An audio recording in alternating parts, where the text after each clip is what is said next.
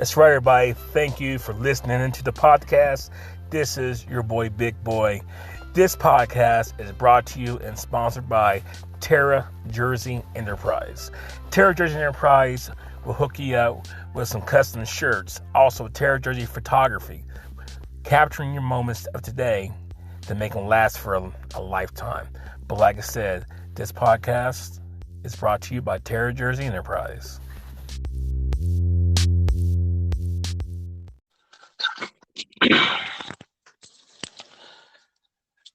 Ladies and gentlemen, we are gathered here today to show homage to one of the best and the greatest realist podcasts around.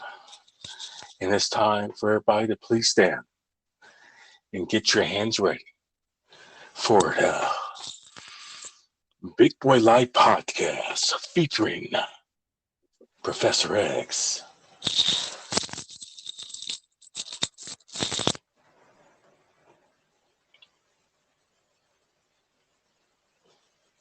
Are you there, sir?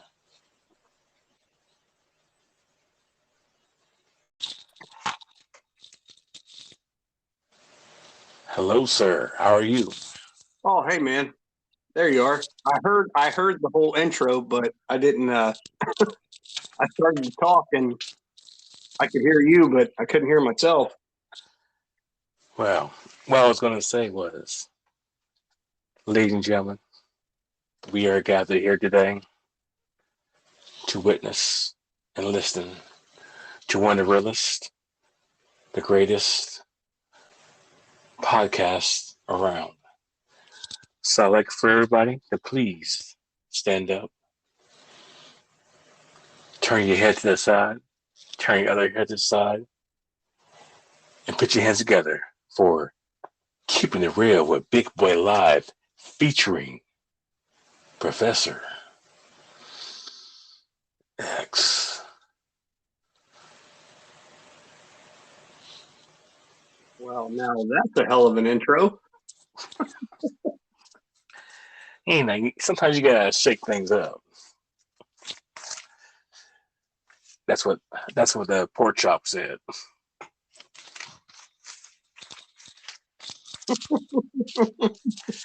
You know, like shake and bake. Oh, I knew where you was going. I was getting ready to say it. So what's going on, man? How's your weekend? Oh, not. I worked yesterday or Saturday. Yeah, I guess that would be yesterday. Mm-hmm. Yeah, I guess technically it's Monday now. I worked Saturday and did a side job earlier today, and kind of laid back and kind of chilled. Kind of kept the working thing going. How about you? Well, man, I ate spring. Cut the grass.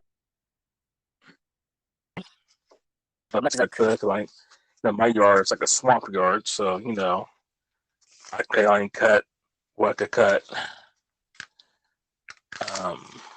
Besides that, did some more picture editing today. Yeah, that's about it, man. Get some more good photos in this weekend. Yeah, actually, I took some pictures of our superintendent's pit bull this weekend. So on Friday before work, I took some pictures of his dog, and I have to say they turned out pretty decent, man. Oh yeah. Yes. I'm learning every day on editing and stuff like that. It's a learning process, It's always something to learn. Right. I mean, that's kind of how it is, though, with any new kind of, hobby that you're kind of trying to turn into supplemental career, or maybe you get lucky enough and that's going to end up being your career. Right, right. That'd be awesome. But yeah, I get that. Go ahead.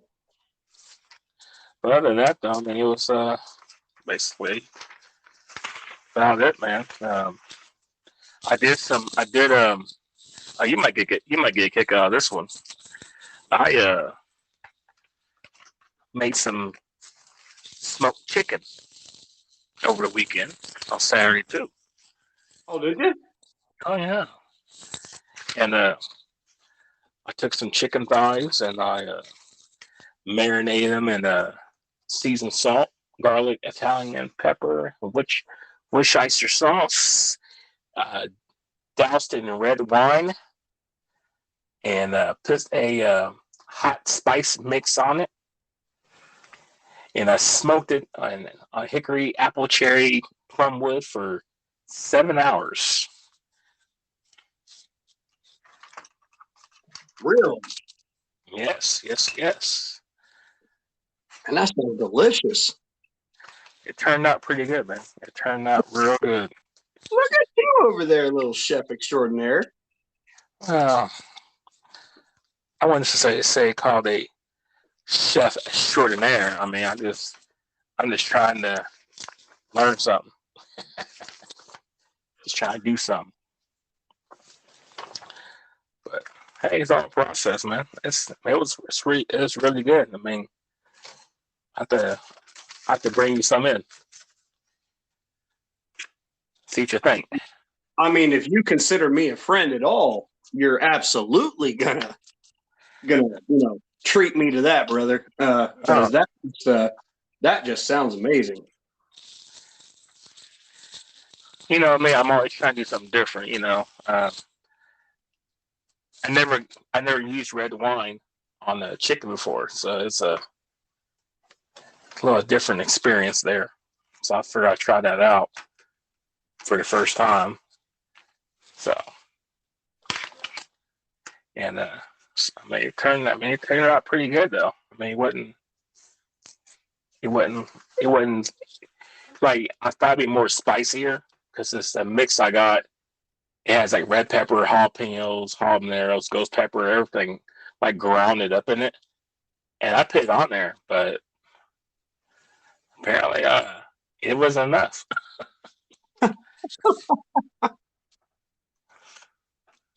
Yeah, I made some pretty good chicken the other day, actually.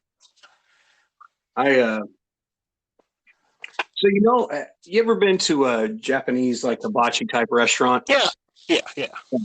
So like you have that secondary sauce that you can get, but you have to ask for it. It's called the yum yum sauce. Oh yeah, I was just thinking that too. Yeah. So I took some smoked paprika. I took Montreal like sweet bourbon seasoning. And then I added that in with the yum yum sauce.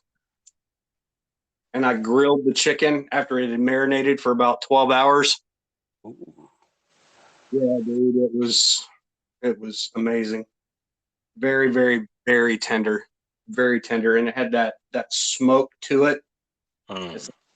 If you somehow found a way to smoke the yum yum sauce, right, I think that's what it would have tasted like. It was pretty good though. I was kind of proud of it. That sounds good. Sounds very good actually.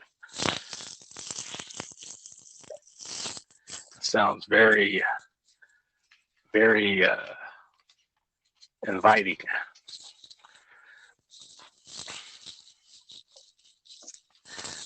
Sounds very good, man. I have to go. This is the yum yum sauce. So, have you been watching any of the NBA playoffs, man? No, sir, I have not. I hear bits and pieces. That's getting pretty. Bits and pieces of it, but I haven't really sat down the extra couple months because I don't have cable or anything like that. I have Peacock, but I mean, I'm so busy doing other stuff, I didn't get a chance to even watch anything really. Well, But um, that's why I have Professor X. He can not only enlighten everyone else, but he can also catch me up.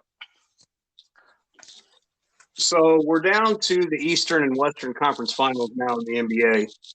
In the Okay. Western Conference, we've got the Golden State Warriors against the Dallas Mavericks. Excuse me. After tonight's game, the Warriors just went up 3-0, so that series is pretty much over. Right. So Right. Golden State's probably going on to the finals. Right. Good for them. They haven't been back for a while. And then in the Eastern Conference, you've got Boston versus Miami. Ooh, Miami's man. And Miami is up 2-1 currently. So that series could go either way. We had a few injuries last game in Boston. Jimmy Butler's supposed to play game 4. But I haven't heard any word on Jason Tatum yet with that shoulder injury. So it could go either way at the moment. But, my pick, I picked versus Boston. So, we'll see how that plays out. Right. Man, well, I generally watch this. I generally watch like the finals. I mean, I don't watch all the playoffs and all that stuff. But I generally watch like the finals and stuff. That's even with like football and stuff. I mean, I may go to the bar and watch it with some friends.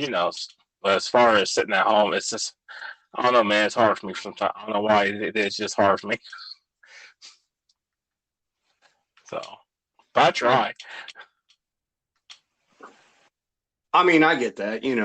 Some things aren't for everybody. Well, Not that you don't like it, but it's just not something that you follow. You know what I mean? Like right. No, I, I used to love it. And we talked about this long. We talked about this before. How it's changed for me. right. So I was thinking about something a couple days ago. Mm-hmm. Last week was kind of hit and miss and kind of sketchy work wise. I don't know if you Yeah. felt. I don't know if you felt that. But man, I felt like last week was sketchy as heck. You know, Um, I'm glad you're not the only one that felt that way. I felt like I don't know. Just feel like I felt like everything just off. Like it wasn't like a normal work week, man. It's weird. yeah, no doubt, and that was pretty much exactly what I was feeling as well. I was like, man, everything is off. Everything. Like it was just a very, very, very screwed up week. I felt like, and It's kind of exhausting actually. well, yeah, and it was like even though like nothing extremely bad or extremely dramatic happened this week, it was just like all the energy was just sucked out of it, man. Like everybody came in like they was just in zombie mode last week. Yeah, I mean, yeah, and that's it. I mean, even me and Lou talked about that. We said this seemed like just everything just off. Like everybody just kind of like just in a weird funk. You know what I mean? Like, and it just like you can't like put your finger on like why or what, but it just didn't seem very normal. You know what I'm saying? Like it was just very off.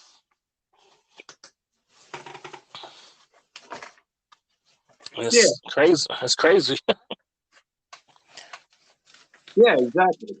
And so like, yeah, I don't know, man. I just like I said, man, I was just thinking about it. It was just like even Saturday, dude. Like I was there for about 6.5 hours on Saturday. And it was like there were 4 lines running in the entire building. And yet everything still felt off. It was just I was man, dude, I just like a lot of times it's probably has to deal with the fact that I'm not saying like people are drained, but I think it's kind of like it's like the fact of the matter, like that redundancy of doing the same thing over and over again, which kind of got the people, and it's time for that reset that we talked about. Yeah. So that's probably what it is. And it's like everybody, because you know how it is. Like after Christmas, and then you have that long stretch of time before you have time off again, and then after that, which is like what is you have a long stretch, and the next thing you know, you start hitting up those the holidays and stuff, and where it's kind of like boom, boom, boom. But it seems like that's how it is, though. It seems like it seems like that time frame from after Christmas and then to Easter. Yeah. It's just like it's just kind of just dead. Yeah. I mean, yeah. that's a fair assessment, man. I'd have to agree with that. And that's kind of like how it's always. That's kind of how it always kind of been. Though you think about it, though, like, and every time I work that, I mean, I feel like once you hit once you hit that time frame of after all the major holidays, and then you got that stretch where it's just straight nothing going on, and then it's just stuff where it's work, and then you go and you have that little time frame of time off, where Good Friday and all that stuff. But it's like from that time frame to then, it's just like it's just kind of just like, ugh. I mean, I felt that way. I was like, golly, it's just I'm waiting for some time off. Yeah, I can see that. So I was thinking about something the other day. Oh. And oftentimes, we get on the podcast and we start, talking about multiple different subjects. So if you knew that your next meal was going to be your last meal, and I don't mean this in a morbid sense, I'm, just asking from a, like a food connoisseur type standard. Mm-hmm. What would you want your last meal to be? Like, if it could be anything in the world that you've ever eaten, what would your last meal be? That's tough, bro. That's a tough one, man. Right. And I was thinking about that too. And I was like, man, I like so much food. Like, oh my God, what would be my absolute last dish? And man, that is hard. But, I just thought, what the hell? I'll throw it out to you and see what you think about it as well. Because it's like, man, you eat so much in your lifetime, you know what I mean? And you try so many different things. And it's just like, what if I knew that the next meal I was going to eat was going to be my last? What would I want it to be? Man, I thought about it long and hard, but I want you to, run through the gambit of your favorite food and narrow it down. You know what I mean? if I could have it be my last meal, and have to make my last meal, I probably had to go with something that it's hard. I think one of the things that is hard to have a good meal that is hard to is I think pizza, dude. I think pizza is really hard. It's a hard meal to have, as far as the lines of where you can get it from and who makes the best pizza, because you can never go wrong with pizza. Saying like I love Chinese food, but like I haven't, like, being honest with you, I haven't had a good slice of pizza for a very long time. I mean, very long time. So my pick would be an authentic pizza. I mean, like something. I mean, something authentic. Something that's like I know. I don't often. I can get anytime. You know what I'm saying? So, how to say a authentic pizza? Authentic pizza. So, yeah, Okay. Well, so now, and there's different versions of authentic pizza, and yeah. That's what I'm saying. you're touching the Italian in me, so you know I got to add specifics.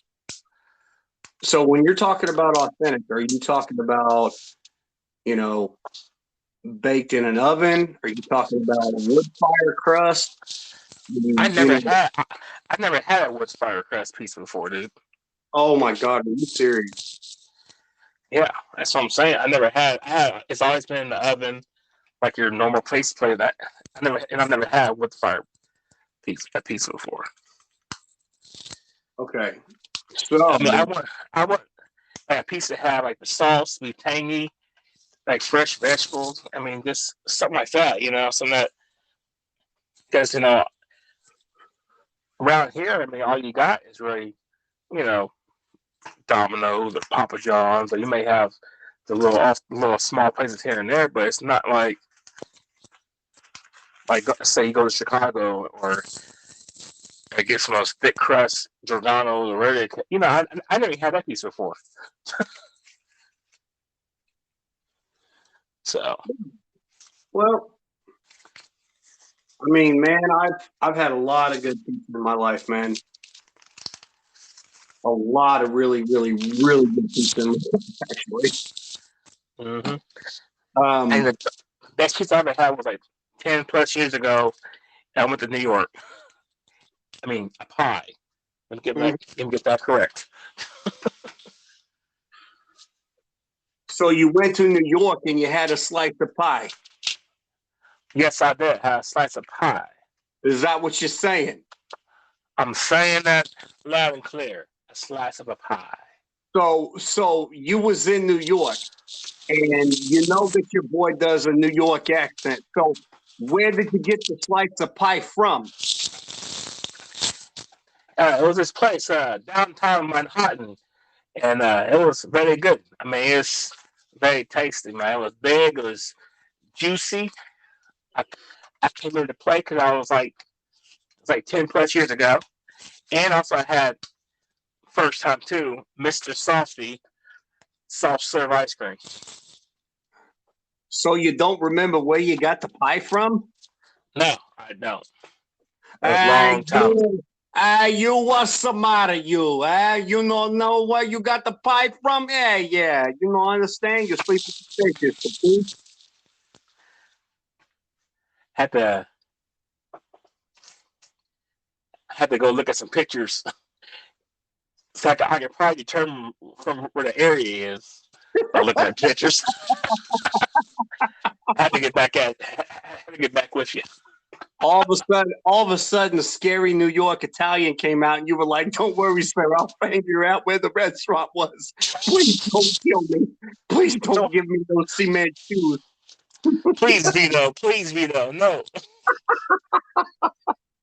Don Vito Corleone standing over here. Yeah, but no, if it came down to my choice for my last meal, if I knew I was going to wake up tomorrow and it was going to be the last time I was ever going to be able to have anything, I would want something that my mom used to make for us growing up. Okay. And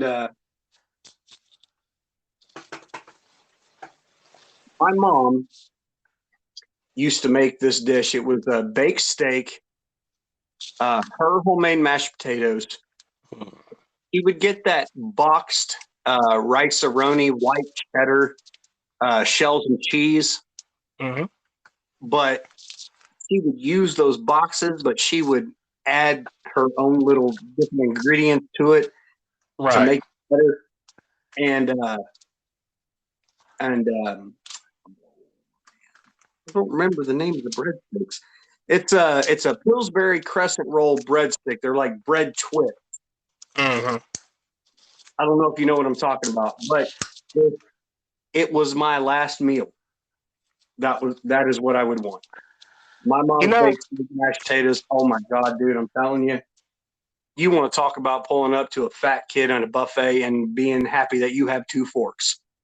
I mean, I'm just saying.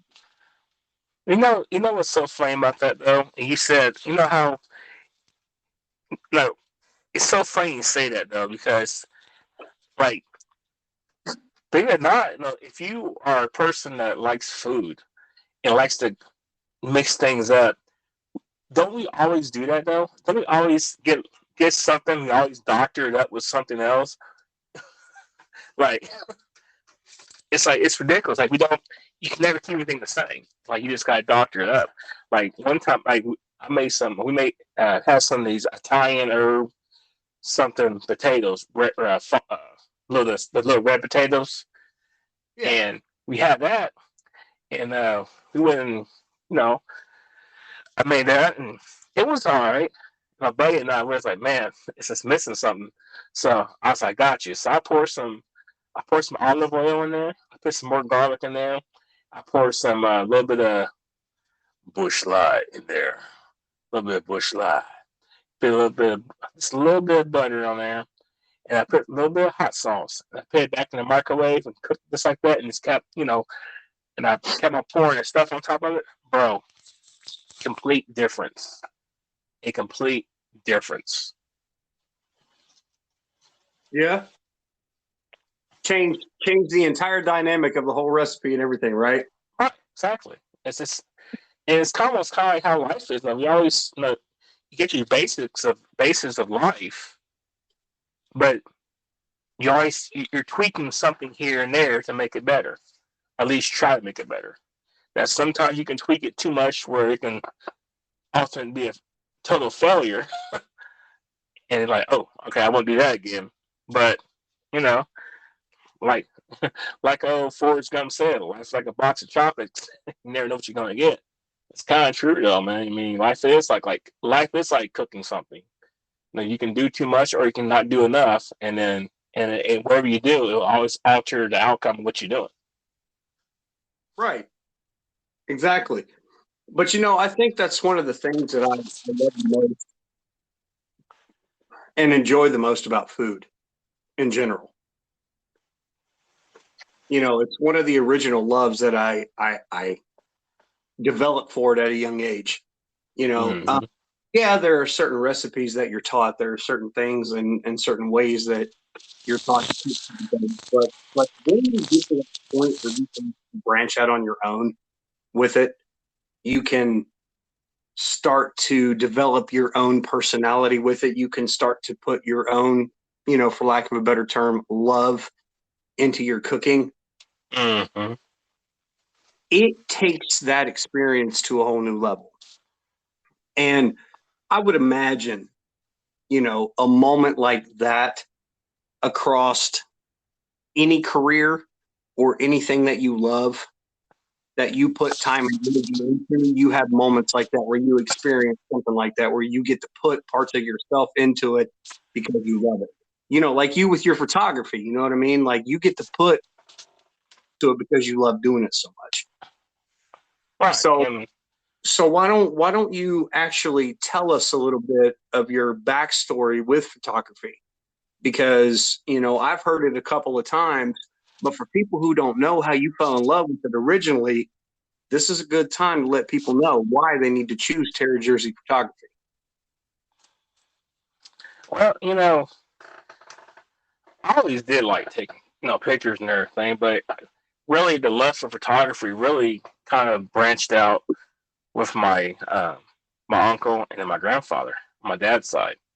Now my grandfather was always taking pictures of clouds or trees or flowers and stuff, and and then how cell phones or I started taking pictures of my cell phone, and the next thing you know, I got me one of those little. You probably have one too. You probably have one little the Kodak cameras with a little printer that docking station back in the day.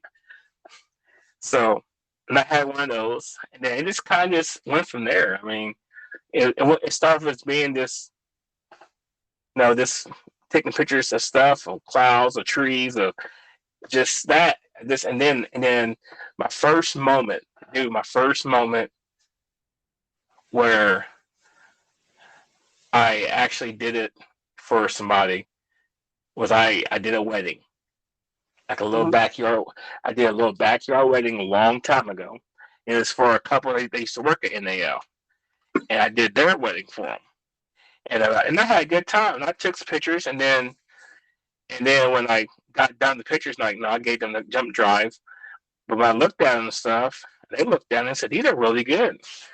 And just from that moment on, I just kind of really kind of just got into it. And I got a point where now I did another wedding where I brought my buddy's camera. My buddy had Nikon camera. I brought his camera, and I kept using his camera until I got my own camera, my own Canon, which my Canon, my very first camera I bought for myself. I still have, and I still use it to this day. And I bought me a newer camera last year, but I still use both cameras. So it kind of originated from you know my family. My no, on my dad's side of the family, they've always been an artistic on my dad's side of the family. We have in my dad's side of the family, we have doctors, we have artists, we have um, singers, we have musicians, we have photographers, we have painters. I mean, we are. And my dad's side is a very artistic uh, family. My uncle's a beautician, and he did that. And long back in the day, he did fashion. He did fashion design. I mean, he was going to New York and doing all that stuff. So it's just kind of came from my dad's side of the family being that artistic type of expression, and I just chose photography. That's that's pretty neat. That's actually a pretty cool story. Um, what I will say for me on that flip side, with cooking, because my love that I have for cooking is, the love that you have for your photography. I just kind of grew up around it. And, similar to you, um, my love of food developed on my dad's side of the family. Mm-hmm. Uh, my grandmother made the best spaghetti I've ever had in my entire life. She made the best cabbage rolls I've ever had in my entire life. And as good as my recipe has gotten, she made the best stuffed peppers that I've ever had in my entire life. Mm. And I watched her, and when she cooked, she always cooked from scratch. Like she just put the actual love and attention into it, with her ingredients and the way that she cooked, because with her, she got the greatest satisfaction from watching the family come over specifically for her spaghetti over, everything else. Right. My grandmother's spaghetti sauce, my Grammy's spaghetti sauce, bro, I'm telling you right now, it was otherworldly, man. Like my dad, my uncle, my aunt, um, all their spouses, all of us grandkids, still nobody's ever been able to replicate that sauce. And it was that love of attention to detail with Mm-hmm.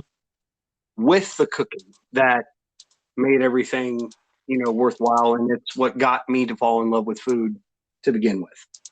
So there's my part.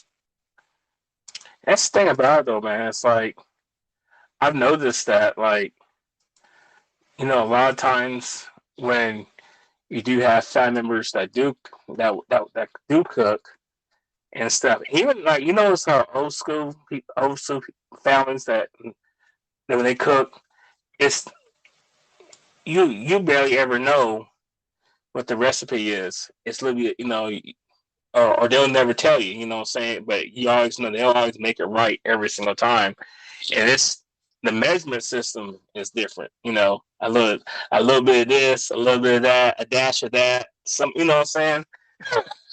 And you're over there trying to recreate it. But you can never get it. You can never make it like the original. No, and so here's the story. Here's a story about me that actually no other person on the planet knows. Not until this moment. So I spent 4 hours in my kitchen one day trying to replicate my grandmother's spaghetti sauce. 4 hours, dude. And I was like, well, okay, can't get it. I'm going to,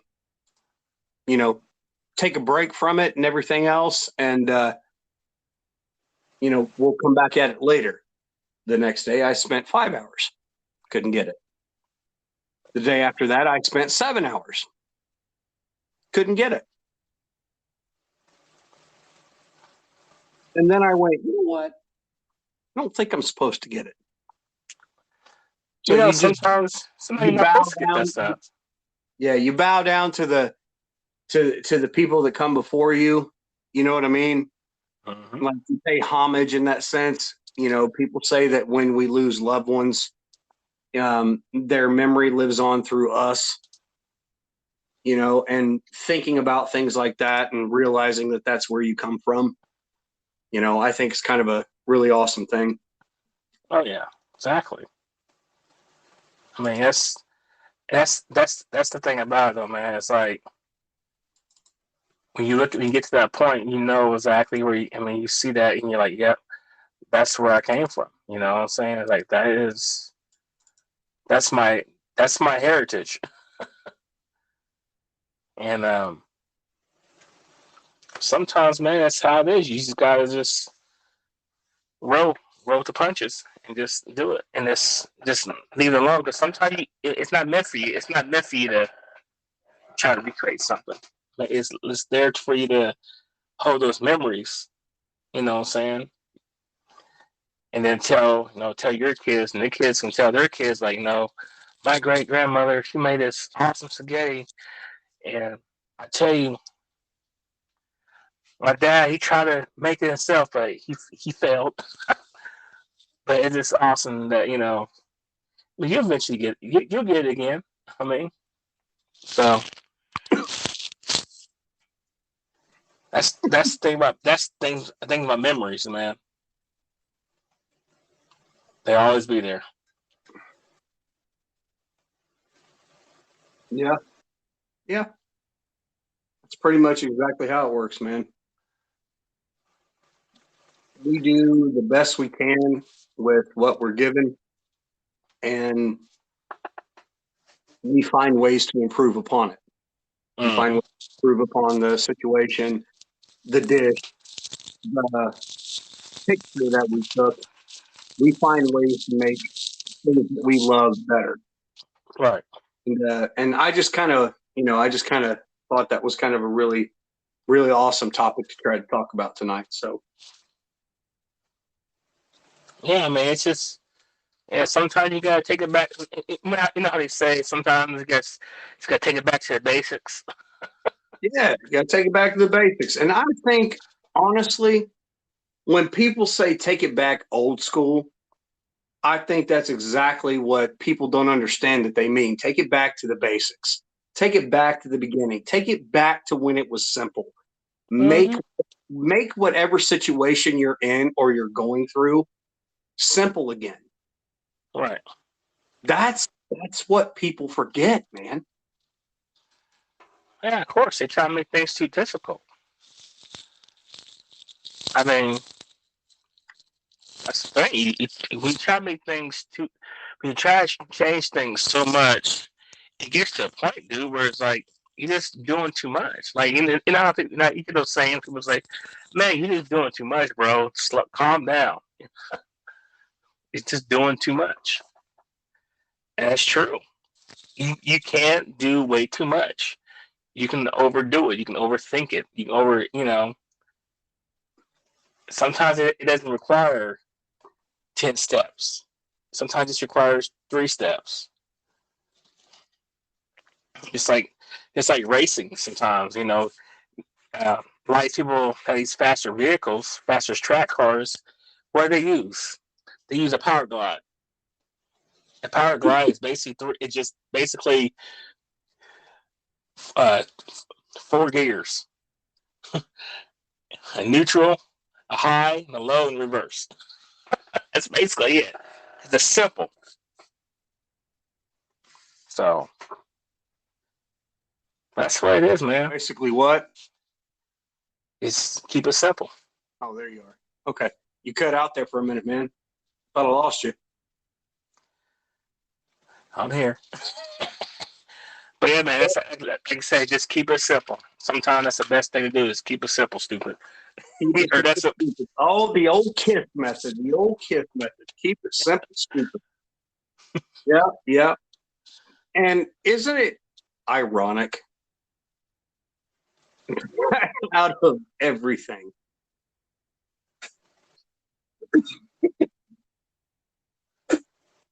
we tell ourselves to keep it simple, but yet we're the ones who always overcomplicate it the most. oh yeah. And what? But why? Out of everything that you have stacked against you in the world by itself, are we our own greatest adversary? You would think we would want to have our back with everything that's stacked against us, but we mess up more of our lives than anybody else ever could. Oh yeah. Why do we do that?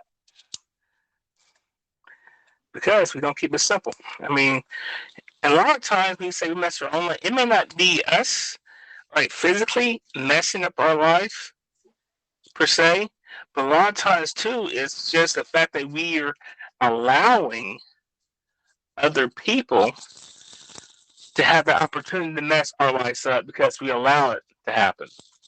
Because the same exact way as you stabbing yourself in the chest, you physically doing it is the same exact way as you letting someone else destroy your life because you're allowing it to happen. Okay. I mean, that's a good point. There's a lot of merit to that. But what about extenuating circumstances, man?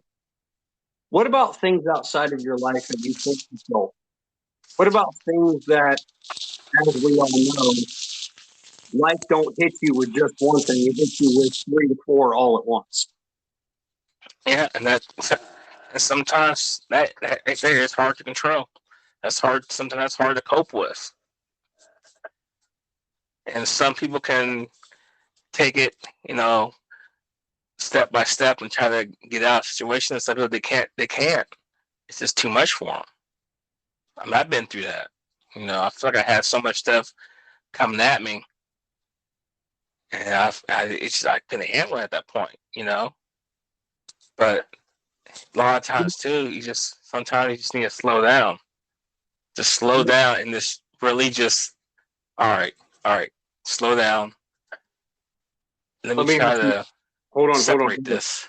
Hold on. Let me ask you a question. Because I think you just hit something real good.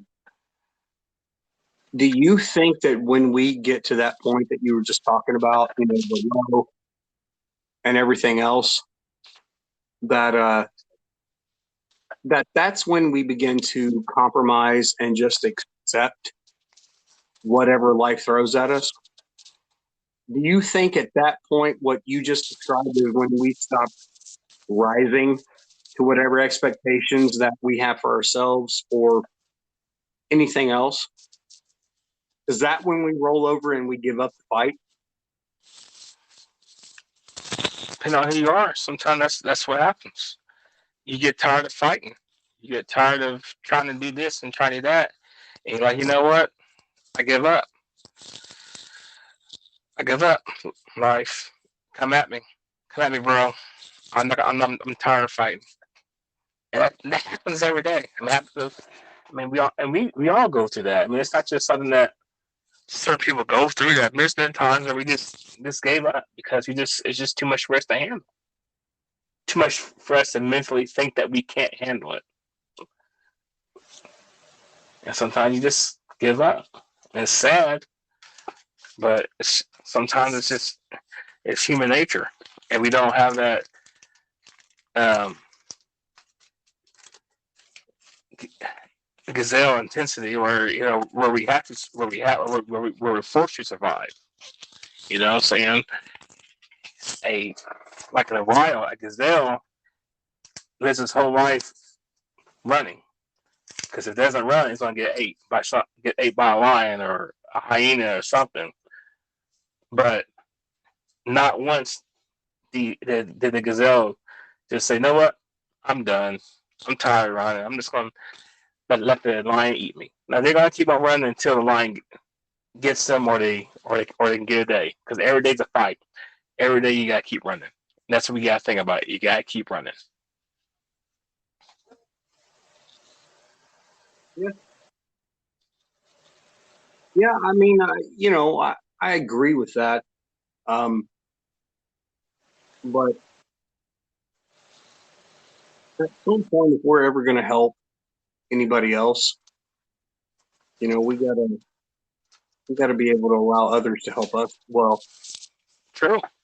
and I think maybe one of the hardest things, I don't know for you, I can't speak for you personally, but I know for me, one of the hardest things that I deal with is accepting help from other people,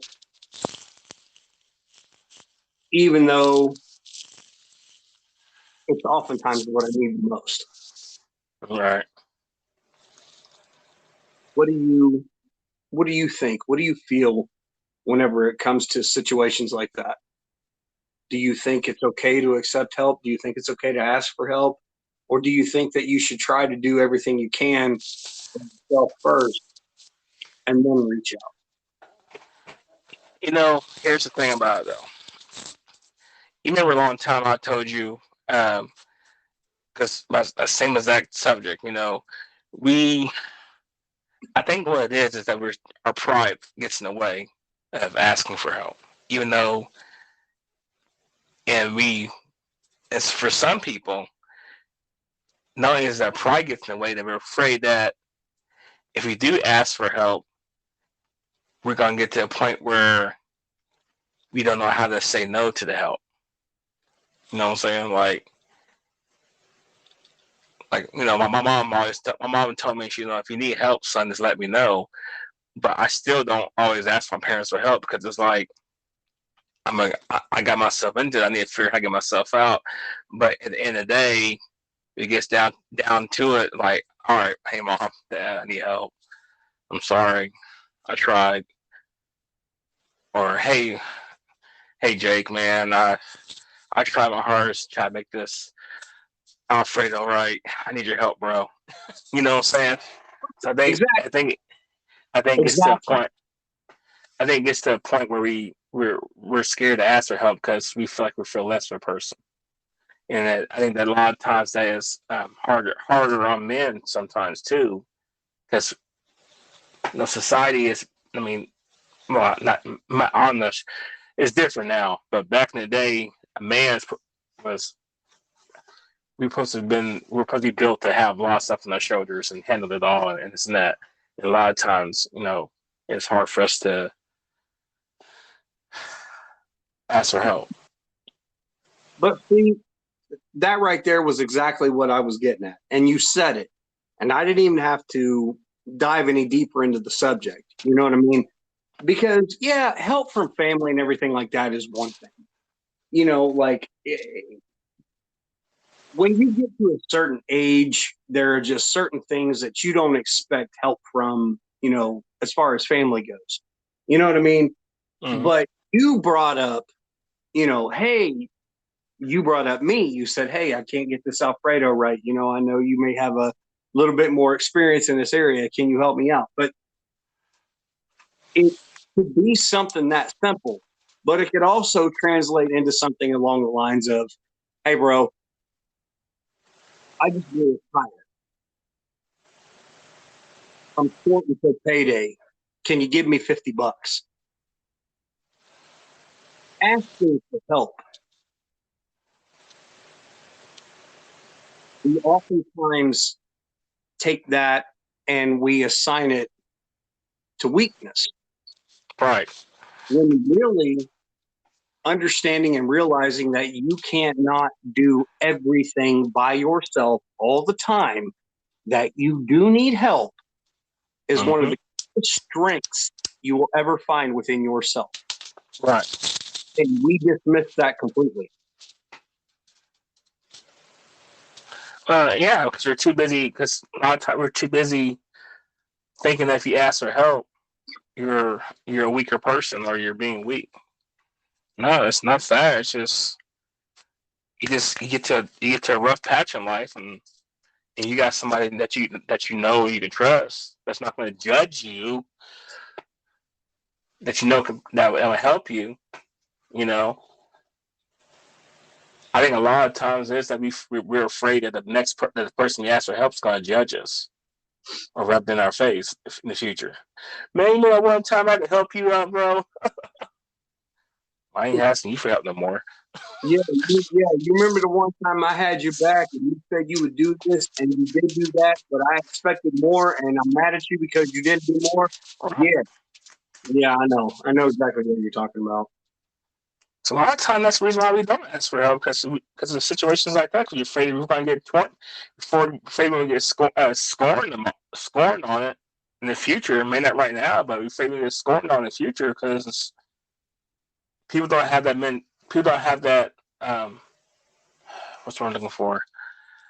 People don't Mentality? have that mentality of having a heart, because we're all been through a situation to where we all have low points in life. Right.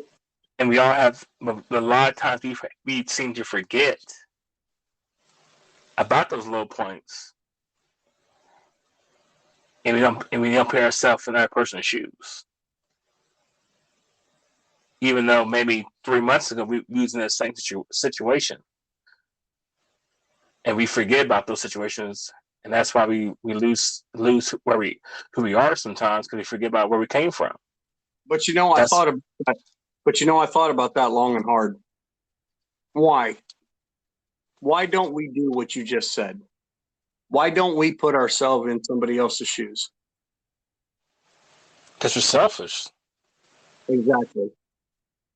Because that person is unwilling to put themselves in our shoes and try to, what's the old saying? Walk a mile in a day of my life in my shoes. Mm-hmm. Maybe that's what it is. Been a long time since I heard it, so I can't remember it completely. But we stop giving forward into any type of relationship that we have because we don't feel like we're being invested in enough in return. And when that happens, the levels of, yeah, I got you. Yeah, I'm here for you. Yeah, we're real friends no matter what. Yeah, we're going to go through this together, blah, blah, blah. The lines get skewed because of our own selfish nature. Mm-hmm. And because of what we are given from other people. Like, obviously, if you're given the bare minimum from somebody, Mm-hmm. you're not going to, give them the best of yourself because they could give more, right?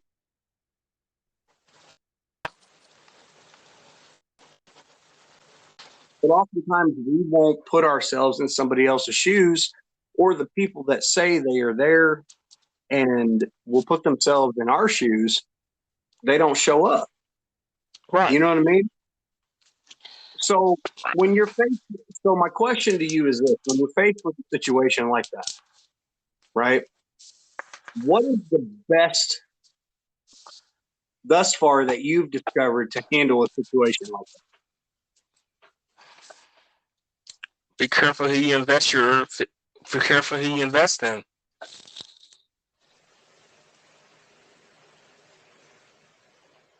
Explain.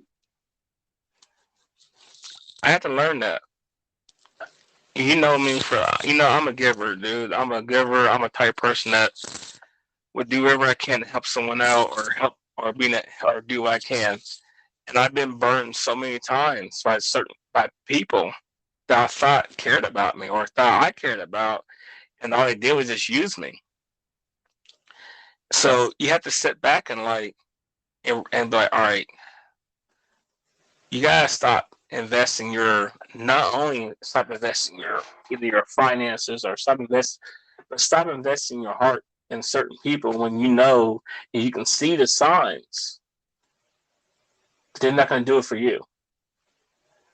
And start investing in relationships with people that you know are going to be there for you through thick and thin. And sometimes that's the hardest part is we don't know how to determine who's real, who's not real until we get burned. And then we know, oh, that person wasn't there for me. Well, that's a costly mistake. You know what I'm saying? So. Yeah, I get that totally. Yeah, I mean, I get exactly what you're saying. But like I said, it's part of the reason why, you know, I brought up the subject that I did, you know, because it's just like,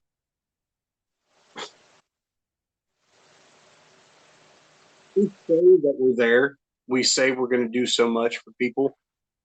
But what the truth ultimately is we're only going to do for someone what they do for us. That's true. And it sucks to say that and be that way. But that is the truth, man. Like, if somebody doesn't want to invest themselves in you or give themselves to you, how in the world can you expect, or how can they expect you to do the same for them? Exactly. Yeah, it's kind of one of those, you know, things in life. You know, it's like a roundabout. Like, what is the fucking point of a roundabout? I'm just asking. You drive around in circles 3 or 4 times until you can get to your turn, and then you turn. That doesn't make any sense at all. So why do we keep chasing our tails in proverbial circles? You know what I mean? Like, Yeah. I mean, you taught me a lot about this subject. You know, like, we spend so much time chasing our own tail, trying to clean up for the stuff that we've messed up, that we don't realize some of the good stuff that we do in the process. Mm-hmm. So what do you think? I think sometimes we need to do more of that thing called slow down and think about what we have been through, and then what we need and what we're going to be going through. Because a lot of times it's crazy. It's crazy though, because a lot of times you can go through a situation and you get through that situation, but that same exact situation can come hit you in the future. But guess what? It hits you in the future with a different color on or a different mask on, even though it's the same situation. And we forget about that last situation because this new situation is camouflaged with the old situation because we don't, and we see the signs, but we're so so confused by the chameleon effect of the situation that we don't realize it was the same situation before, you know, but it's a different taste. We do that a lot too. Right, exactly. Goes back to what, you know, we've talked about this several times on the show, across several different podcasts. You know, you get used to wearing a mask. You put on a mask for so long, eventually you forget who you are underneath it.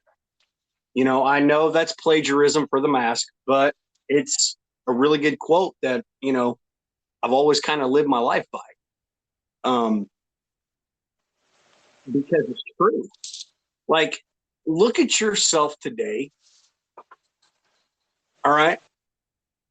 You see who you are. You know who you are better than anybody else does, right? Mm-hmm. Okay. So think about you at the age you are now, and then think about what you were 20 years ago. How much did you change? How much did you compromise? How much did you accept what was given to you instead of fighting for more? This is the reality check. Mm-hmm. Most of us never give to ourselves. Where was the time? Where was the line? Where in the world did I make that one compromise that kind of basically told myself? What was it? We don't ever think about things like that.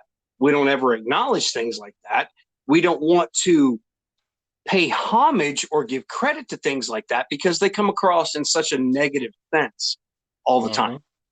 Because people look at failure as just that, failure. Most people don't step back and try to find and view the lesson that was there in that failure. Why did I fail? What did I do wrong? What was the wrong decision that was made? Like, nobody wants to stop long enough and acknowledge that, because that means they have to acknowledge their own shortcomings. Right. That's true. I'm piggybacking off of you. I know that's what I'm doing, but this is why the show is so awesome. And this is why we said we were going to have a 30-minute podcast, and we're already an hour into one, because we just bounce off each other like that. And we both bring up points to the other one that it's like, man, maybe I didn't think about it from that aspect. Maybe I don't understand exactly what you're saying, so explain it to me. In this sense, though, I'm going to say this. We're going to go to commercial break. We're going to come back for 20 more minutes. I'm going to ask him this question, and then we're going to be done for the night. But this is going to be good, so stick with us. We'll be right back. How you going to call me out like that? 30 minutes, my butt. I said 20, but okay, I'll take the additional 10. Beforehand. Yeah, exactly. Bro, you and I know better than to put this podcast on time constraints. Every time we do, like, we come up with multiple different subjects to talk about. So I'm gonna dive into one more, and this is what I said that I was gonna bring up and I was gonna ask, and we'll go from there. So, what is the reason that you think or feel that we are our own worst enemy when it comes to relationships? Because you're all trying to chase happiness. And we really don't know exactly what happiness really is, but we're always trying to chase it. And a lot of times we get blinded by certain red flags because, one, we don't want to be alone, or we think there's happiness there, but really there's not. And all this really doing is killing us. But we don't want to be honest with ourselves in the situation that this is not happiness. I'm putting this fake front over my eyes, trying to make myself believe that it's happiness, but really it's not. So I think it's the fact that it's just the fact that it's trying to chase happiness.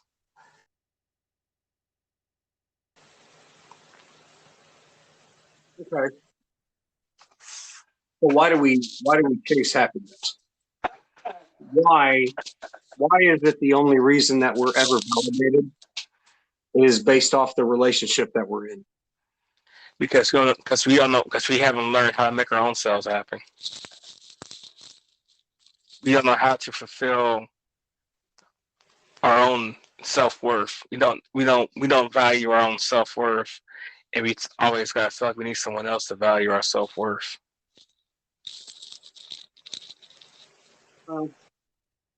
You're talking about self-validation, right? Yeah. We're too busy trying. We're too busy worrying about everyone else, how they feel or think about us, and then if someone, and then instead of us taking control of our own lives, we steadily, slowly let other people take control of our lives. Yeah, but you just said it. Relationships are a form of self-validation. Instead of being the relationship that they're supposed to be, and every time that's what it is. It always fails. Exactly. We have to learn how to not rely on everyone else. That's the problem. We sit here and rely on everyone else. We need to stop relying on everyone else. We need to rely on our own selves. Once we do that, and we understand that we can make our own selves happy, we can do things for ourselves. That if we can understand that you are a special person, you are a great person, and we actually legitimately truly believe that in ourselves, then life will be a lot better. I feel. Maybe different for someone else, but we all fail. But that's it. Listen, we got to understand something, man. Everybody has a past. Mm-hmm. Everybody has history.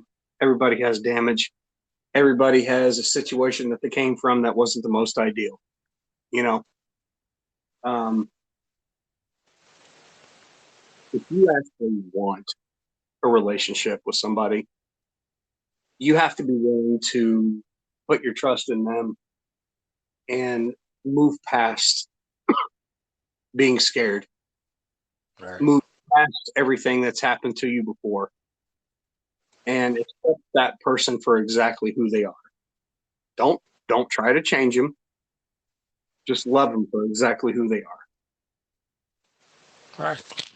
The thing about it too, man, is a lot of times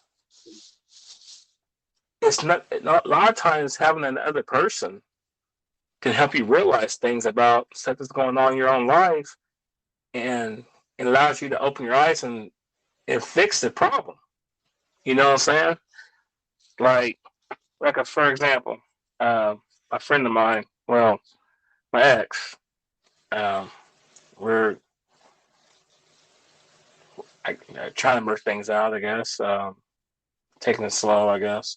But anyway, besides all that's a different subject for another day.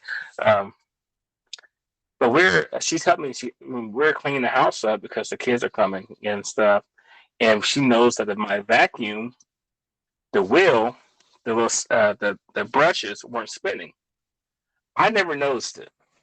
I'm sure I noticed them like when I first got the vacuum, but I got to a point where I didn't notice them. I just plug it up, vacuum, and okay, oh well, and go. And she noticed it, and she was like, that wheel is not spinning." I was like, "Well," so we took it apart and kind of find out. Guess what? The belt that makes the wheel spin, the brushes spin, was broke. So I went and got a new belt for it, and that vacuum is sweeping up all the dog hair and everything up like a champ. So sometimes, you need a person to help you open your eyes to a situation to fix it. And once you fix it, it makes things better.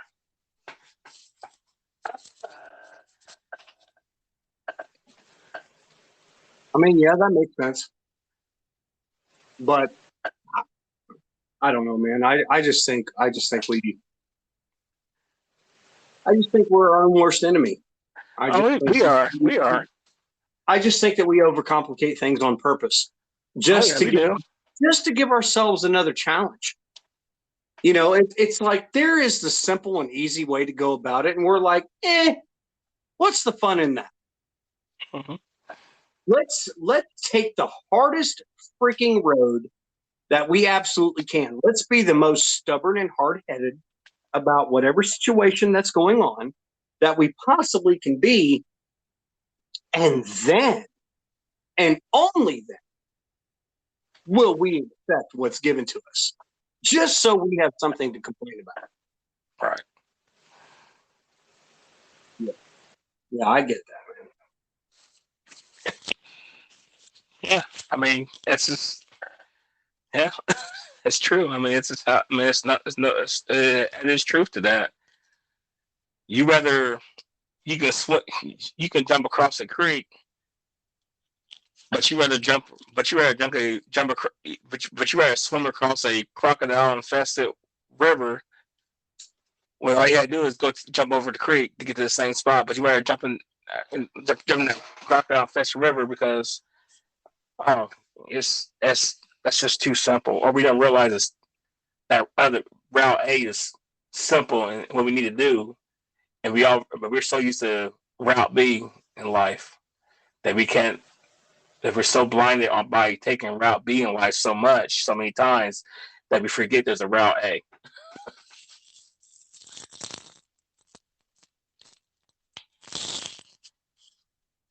Yeah. That's why I say sometimes you need to slow down. But what are you slowing down from?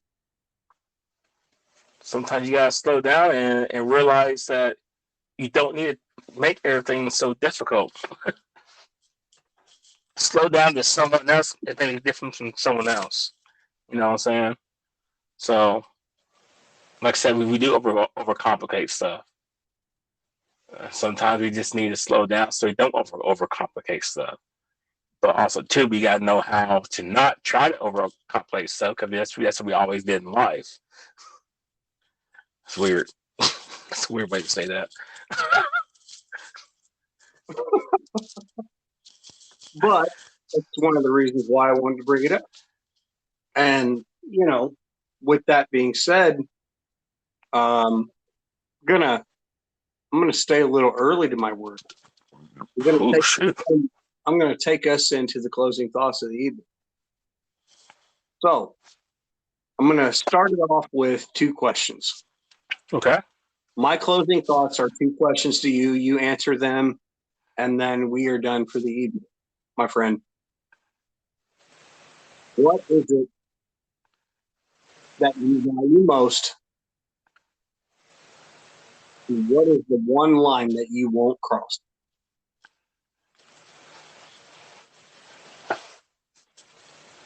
Ask that question again. What is it that you value most? And what is the one line you will not cross, no matter what life throws at you? Going against my character.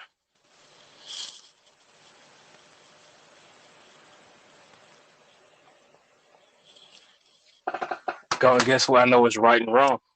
Going against going against the person I know I am.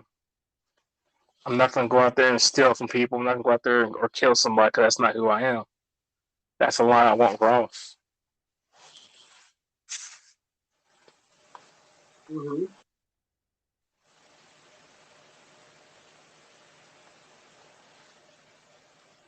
So yeah, that's where I, that's where that's where I, that's yeah that's my line.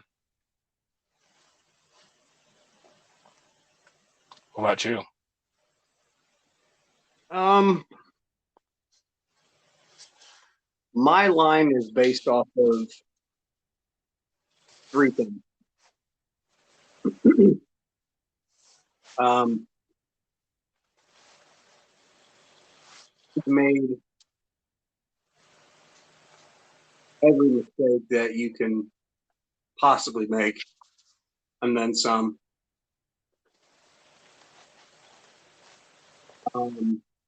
I was stubborn and hard headed in times where if I would have just listened, Right. things would have been a lot easier. And I've heard a lot of people that never deserved to be hurt. Right. And it's because I didn't know how to deal with what was currently going on in my life at that time. That same here, bro. And it's one of those things where that's part of the reason why I feel like I do not deserve love, that I'm undeserving of it, and that I'm meant to spend the rest of my life alone because of what I had, how I messed it up, and everything is compromised in the process. But like I said, that's me.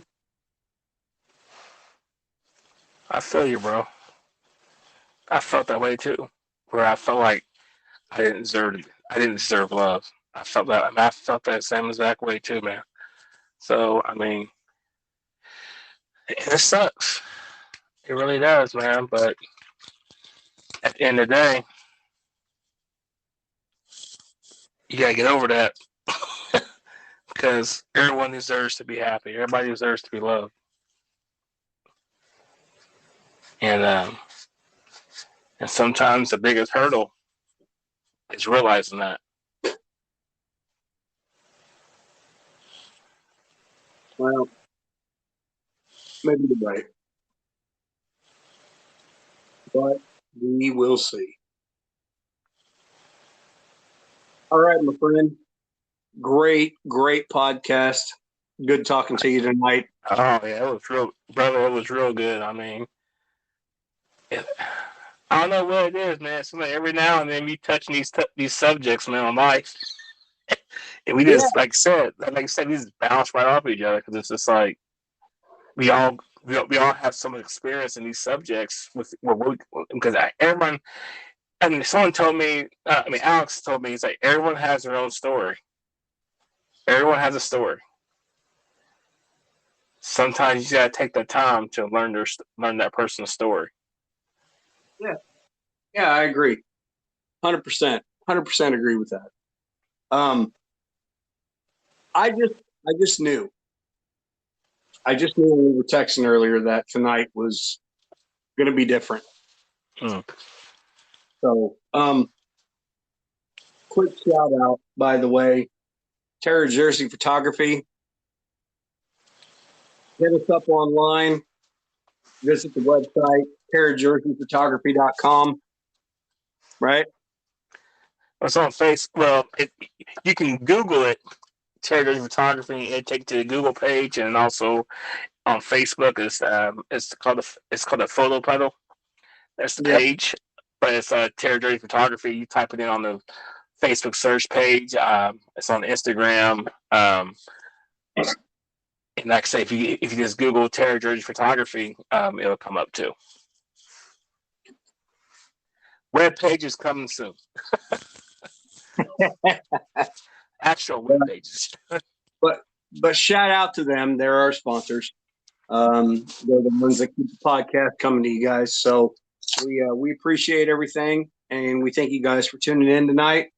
My brother, have a great night. See you at work. You too, man. Hey, you too, man.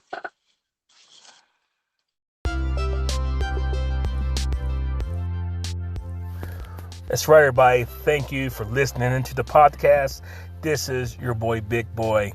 This podcast is brought to you and sponsored by Terra Jersey Enterprise. Terra Jersey Enterprise will hook you up with some custom shirts. Also, Terra Jersey Photography, capturing your moments of today to make them last for a lifetime. But like I said, this podcast is brought to you by Terra Jersey Enterprise.